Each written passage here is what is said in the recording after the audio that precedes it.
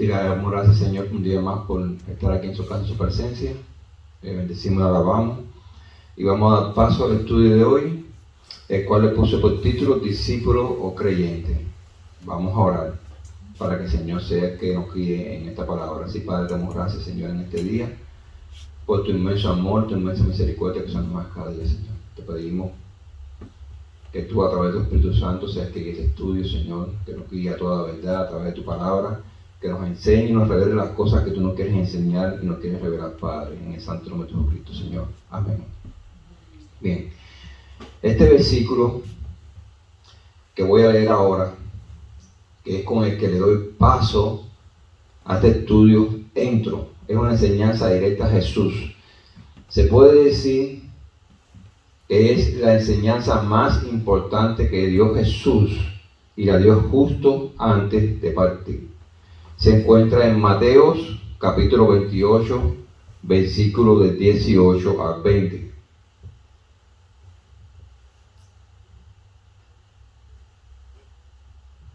Allí Jesús dice, empezando a partir del versículo 18, y Jesús se acercó y les habló diciendo, ¿a quién? A sus discípulos.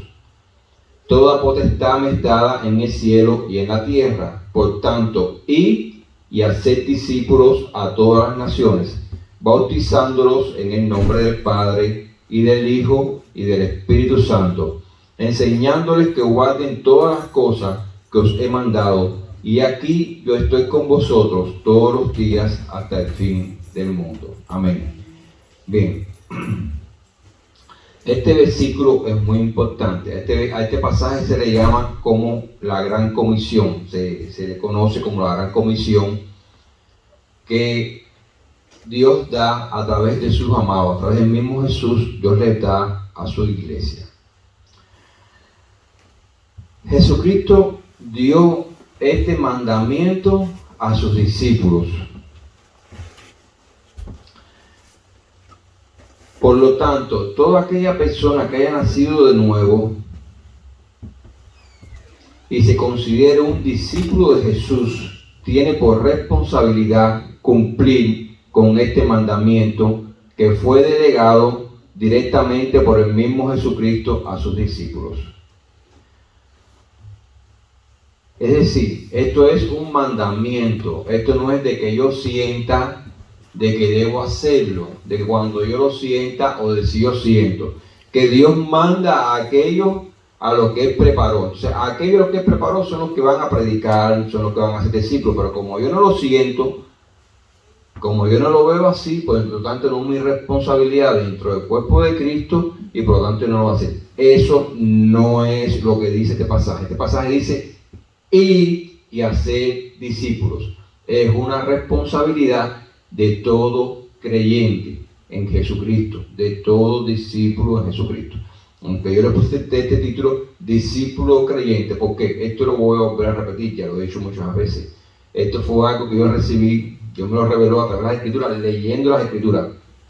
Ahí pude ver que a Jesús lo seguían multitudes de personas, había miles de personas que seguían a Jesús, pero lo seguían por los milagros que hacía, por las sanidades que hacía, por todas aquellas cosas que precedían su reputación, era precedida por su fama, lo precedía. Entonces las personas querían ver aquello como ver un gran espectáculo, pero no, Jesús no vino para eso, entre otras cosas vino para eso. Donde se manifiesta Jesús, se manifiesta su reino y hay un cambio en la atmósfera que es el lugar. Se producen milagros, se producen sanidades, pero Jesús vino para salvar a la raza humana. Su principal misión, la salvación de la raza humana. Y por lo tanto, para hacer eso, Él tiene que trabajar. Él tuvo que trabajar y tuvo que formar discípulos, que es lo más importante. Por lo tanto, la gran comisión es dada a los discípulos, a todo aquel que se considere un discípulo de Jesús. No solamente basta sentirte hijo del Padre, somos hijos del Padre porque tenemos la potestad, porque todo aquel que haya recibido a Jesús como Señor y Salvador, le fue dada la potestad de ser hecho hijo de Dios, somos hijos del Padre. Te puedes sentir hijo, te puedes ser un creyente en Jesús como Dios y Salvador, pero tienes que sentirte discípulo. Jesús vino a formar discípulos, no creyentes. ¿Para qué fue que vino Jesús? Esta es la primera pregunta que ya estábamos hablando de ella. Jesús vino para traer salvación a los hombres, a la humanidad, y para establecer su reino. En esta humanidad, después que la raza humana cae, se establece el reino de las tinieblas, se establece un reino que viene a gobernar el mundo entero, que es el reino que está bajo la potestad del diablo Satanás. Y Jesús viene para establecer su reino. Su reino no tiene nada que ver con los reinos de este mundo, con el reino de este mundo. Es un reino aparte, completamente diferente y también superior al reino de este mundo, el reino de Jesús. Ahora, ¿cómo se hace eso? Jesús entregó su vida para que todo aquel que en él crea no se pierda, mas tenga vida eterna. Eso la Biblia nos lo enseña y nos lo menciona. Antes de él entregarse, estuvo 3 años predicando, enseñando y formando discípulos. 3 años estuvo con ellos.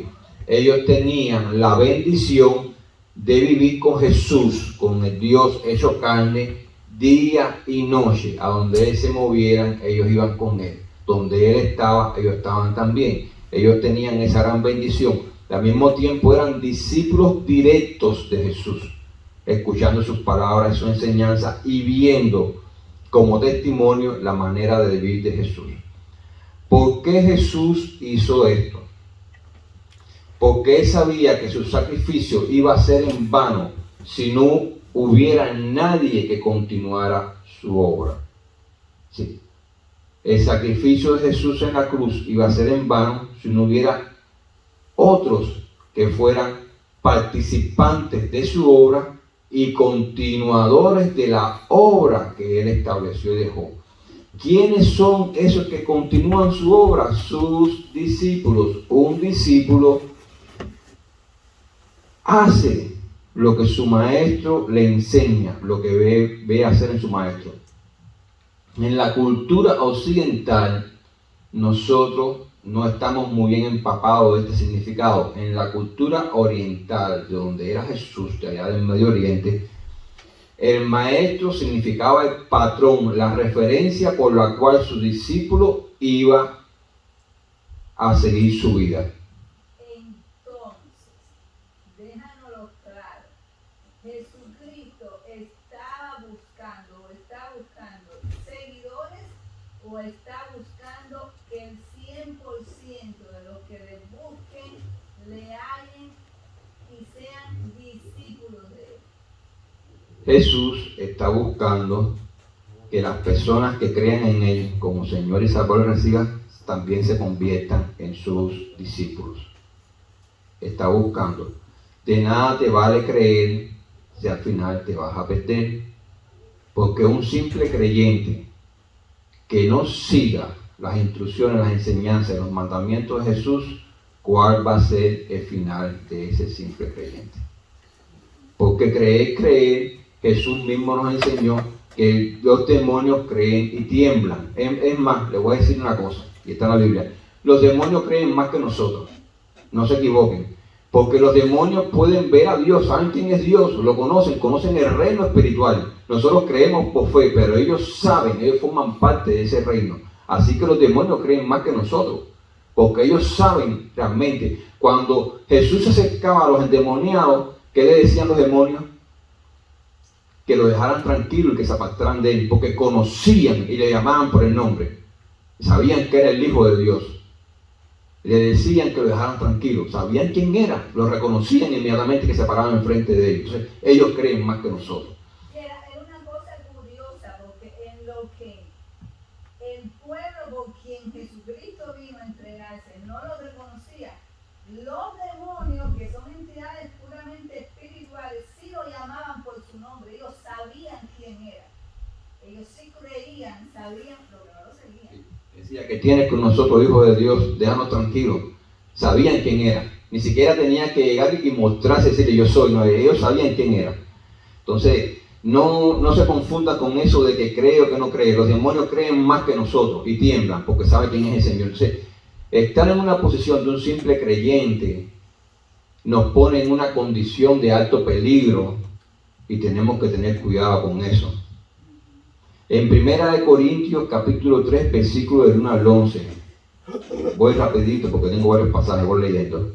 Dice, de manera que yo, hermanos, no pude hablaros como a espirituales, sino como a carnales, como a niños en Cristo.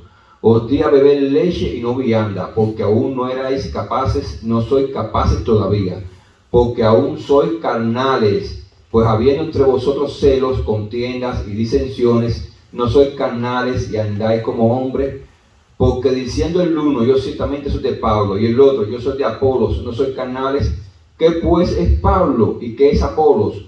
Servidores por medio de los cuales habéis creído, y eso según lo que a cada uno concedió el Señor. Yo planté, Apolo regó, pero el crecimiento lo ha dado Dios. Así que ni el que planta es algo, ni el que riega, sino Dios que da el crecimiento. El que planta y el que riega son una misma cosa, aunque cada uno recibirá su recompensa conforme a su labor. Porque nosotros somos colaboradores de Dios, y vosotros sois labranza de Dios, edificio de Dios. Conforme a la gracia de Dios que me ha sido dada, yo como perito arquitecto puse fundamento y otro edifica encima. Pero cada uno mire cómo sobreedifica, porque nadie puede poner otro fundamento que el que está puesto, el cual es Jesucristo. Y aquí hay algo muy importante que está diciendo: los discípulos de Jesús tenemos que tener en cuenta que ante todas las cosas nosotros somos colaboradores del Señor. A eso está llamado un discípulo, a ser colaborador. Y no podemos poner otro fundamento que no sea Jesús. Aquí ya vemos cómo la iglesia cristiana comienza a tratar de buscar una división. Aquí está hablando de la iglesia de Corintios. La iglesia de Corintios tenía una particularidad, que tenía todos los dones del Espíritu Santo. Todos los dones. Ella fluía en todos los dones. Pero tenía un nivel tan grande de desobediencia y de desorden, pero tan grande, que se hizo famosa más que por los dones, que por el nivel de desobediencia y de desorden que había dentro de la iglesia. Y tuvo el mismo apóstol Pablo que intervenir. El apóstol Pablo no estaba presente. El apóstol Pablo tuvo que intervenir por cartas, porque a su oído llegó tal nivel de desobediencia y de desorden que había en esa iglesia. Una iglesia que fluía en todos los dones del Espíritu Santo. Y aquí hay una alarma, aquí hay un warning que el mismo Espíritu Santo está dando a entender a través de la Escritura, que por el hecho de que tú que operes en todos los dones del Espíritu Santo no te hace acepto ni que tú estés caminando de una manera correcta delante de Dios, ni te hace más espiritual que otro. Precisamente por eso había disensiones, había pleito y había celos entre ellos, porque unos se creían más espirituales que otros. Y afianzaban incluso eso, en que uno habían sido convertidos a través de la predicación de Pablo y otro a través de la predicación de Apolos. Y ya comenzaba inclusive a haber una disensión, una diferencia, una división. Y el apóstol Pablo tiene que intervenir, diciéndole: ustedes podrán tener todos los dones, ustedes podrán tener toda la unción, pero ustedes son unos carnales, son unos cristianos superficiales, ustedes están en la posición de simples creyentes. Ustedes no han profundizado en lo que tienen que profundizar en sus vidas, y ustedes están caminando de una manera errónea delante de Dios, porque están en desorden y están en desobediencia. Y es algo muy importante. Ojo, tenemos que ser colaboradores de Dios. Para ser colaboradores de Dios tenemos que alinearnos al Espíritu Santo, alinearnos a la voluntad de Dios y crecer bajo la cobertura de la palabra de Dios y del Espíritu Santo. Si no, nunca vamos a dejar de ser cristianos carnales. Primera característica de un discípulo de Jesucristo. Número 1, la dimos, no es carnal. Segunda, tiene responsabilidad dentro del reino. Muy importante. Una persona que no quiera tener responsabilidad dentro del reino, no lo puedes llamar discípulo de Jesús. Está en la posición de simple creyente. Y tercera, su meta es Jesucristo. Por encima de todo, su meta es Jesucristo. Son 3 características que lleva un discípulo de Jesús, y las 3 son muy importantes. De estas 3 características se derivan preguntas. La primera: ¿qué es lo que entienden por un cristiano carnal? Bueno, un cristiano carnal es aquel que es gobernado por su carne. Leímos el pasaje, entre ellos habían divisiones, había disensiones, se trataban de saltar los unos a los otros. Yo soy mejor que tú, o aquel decía, no, yo soy mejor que tú, por diferentes razones. ¿Cómo puede un cristiano ser gobernado por su carne? Porque alimenta su carne, sus pasiones y sus deseos. ¿Qué dice la Escritura en Gálatas capítulo 5, versículo 24? Ahí dice, pero los que son de Cristo han crucificado la carne con sus pasiones y deseos. Esa es una enseñanza muy importante. Un verdadero discípulo de Jesucristo mata su carne. De hecho, Jesús quiere matarte. Tú dirás, ¿cómo que Jesús quiere matarme? Si Jesús quiere matarte. Pero si Él vino a salvarme, Él vino a salvar tu alma, pero tu carne la quiere matar. De hecho, Él dijo que si el grano de trigo no muere, el grano de trigo tiene que morir primero, para entonces después que nazca una espiga y dé su fruto. Tu carne tiene que morir. Hasta que tu carne no muera espiritualmente, tú no vas a dar fruto. Y esa es una enseñanza de Jesús. El grano de trigo somos nosotros. Tenemos carnalmente que morir.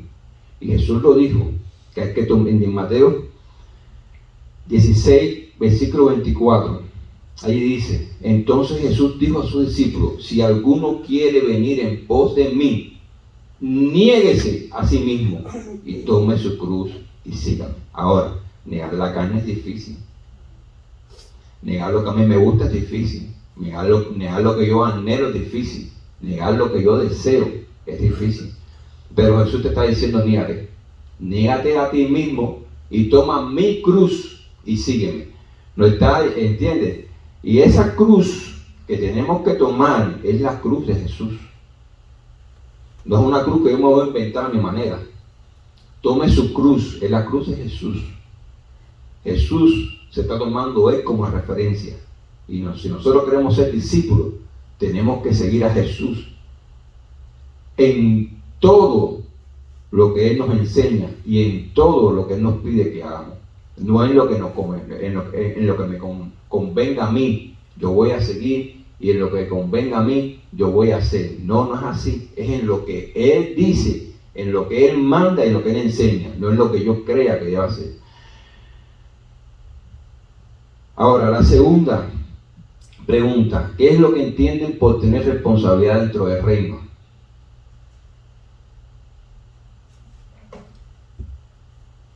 Vamos. No se camina por un sentir, se camina por convicción. Un discípulo de Jesucristo es aquel que dice, si eso está escrito en la Biblia, y Jesucristo lo dijo, yo lo creo. Si eso está escrito en la Biblia, Jesucristo mandó a hacerlo, yo lo hago. No es un sentir, no, yo porque yo no lo siento hacer, o porque yo siento esto. No se camina por un sentir. Cuando tú ves en la Biblia que Jesucristo dice, el que sienta hacer lo que lo haga, o el que no sienta hacer lo que no lo haga, eso no es así. ¿De dónde salió ese pensamiento, esa filosofía que se ha metido en la iglesia cristiana? Eso viene del mundo, eso viene de la carne. Jesús enseñó y mandó a ser discípulo. Un discípulo no camina por un sentir, camina por convicción, por lo que Jesús enseñó. En Santiago capítulo 1 versículo 22 dice, pero sed hacedores de la palabra y no tan solamente oidores, engañándoos a vosotros mismos. ¿De qué me vale a mí escuchar y después hacer lo que yo quiero?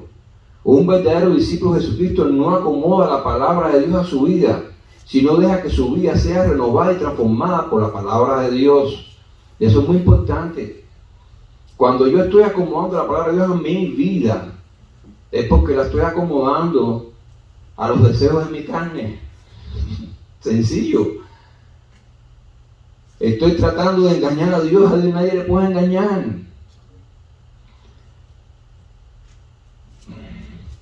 La tercera pregunta, ¿qué podemos entender por su meta es Jesús?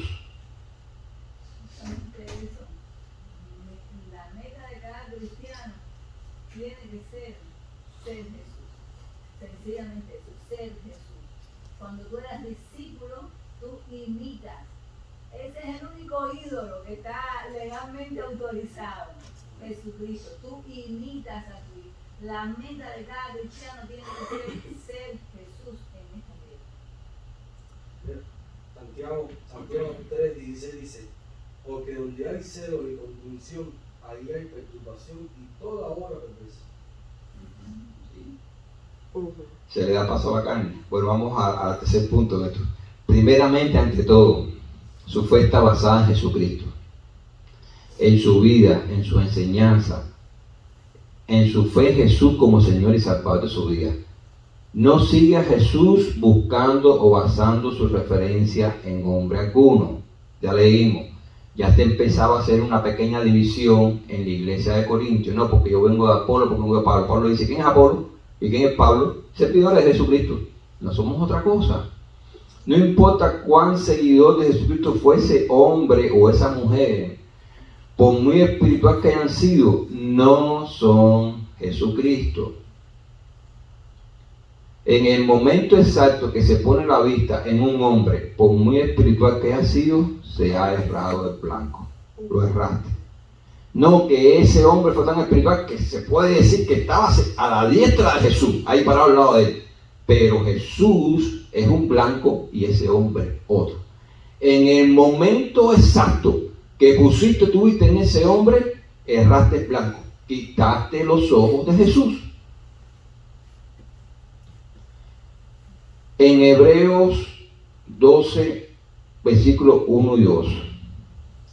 Allí dice, por tanto nosotros también, teniendo en derredor nuestro tan grande nube de testigos, despojémonos de todo peso y del pecado que nos asedia, y corramos con paciencia la carrera que tenemos por delante. Puestos los ojos en Jesús, el autor y consumador de la fe, el cual, por el gozo puesto delante de él, sufrió la cruz, menospreciando el oprobio, y se sentó a la diestra del trono de Dios. Esta es una escritura que me gusta mucho, por eso yo la menciono a cada rato. Puestos los ojos en Jesús. Tus ojos no pueden estar puestos en ninguna otra cosa, ni en ningún otro hombre. Ni en cosa, ni en hombre alguno que te aparten de Dios. Puestos los ojos en Jesús. Es como único tú vas a poder proseguir al blanco y llegar al final.